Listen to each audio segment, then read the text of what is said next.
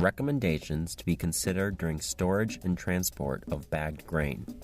Grain to be stored should be cleaned. When using a manual thresher, it is recommended to place a clean tarp on the floor to avoid the contact of grain with soil or dust particles. A careful removal of foreign material needs to be done before bagging. Use a cup to capture a sample of grain. This can be used to determine the moisture level of your grain. This will help keep your grain safe. Bags that are used for the transport and storage of grain must also be clean, with no holes. Once full, bags must be perfectly closed by sewing. During transportation, it is necessary to protect the load. The truck box must be clean. Holes or cracks in the floor or on the rails should be repaired. Sharp or cutting surfaces that could puncture the bags as a result of movements and vibrations during the trip must be removed. Loads must be protected by covers or tarps that will prevent them from getting wet during rain. Any cracks and holes on the tarp should be repaired. This cover will also protect the grain from being attacked or contaminated by the action of birds, or simply from falling off the moving vehicle. One must install strips made of metal, wood, or bamboo on top of the box so that the tarp forms a cover that avoids the accumulation of water, which may eventually leak into the load. Covers must extend from the top of the load and cover 1/3 of the side of the truck box. The cover should be tied tightly to the grips on the rails with ties or straps. During the trip, one must make regular stops to check the status of the cargo and the tarp, and if necessary, rearrange the load and adjust the moorings of the tarp.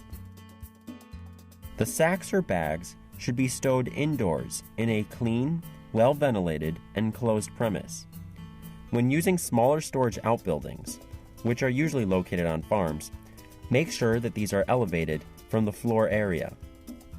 A useful, easy-to-apply device to avoid rodent infestation is the placement of metal or plastic strips on the legs of the structure. Each season, make sure that the roof will withstand rain and wind so that stored bags will remain dry at all times.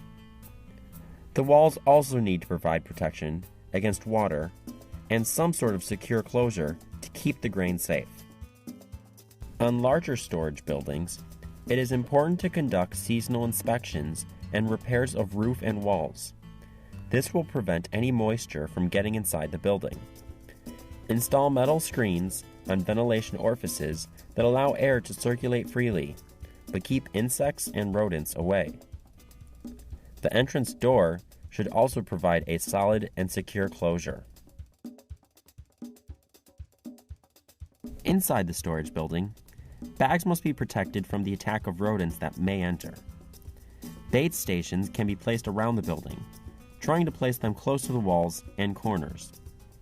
A clay, metal, or wood device with small openings can be used to keep the bait protected inside and avoid accidental intake by domestic pets or little children.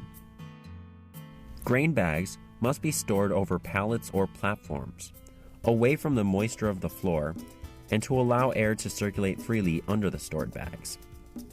These raised platforms can be made of wood, brick, tree branches, or metal. It is very important to consider the shape and arrangement in which grain bags are stored.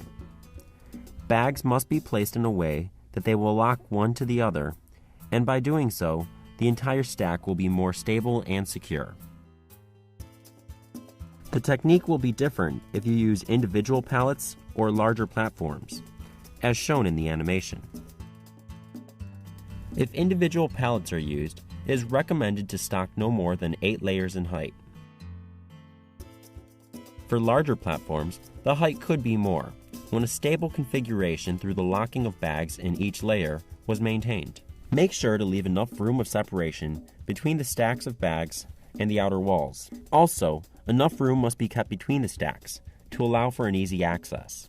They should be built so that they will be relatively easy to inspect and determine the conservation condition of bags and grain, which is difficult if the piles are very large and compact.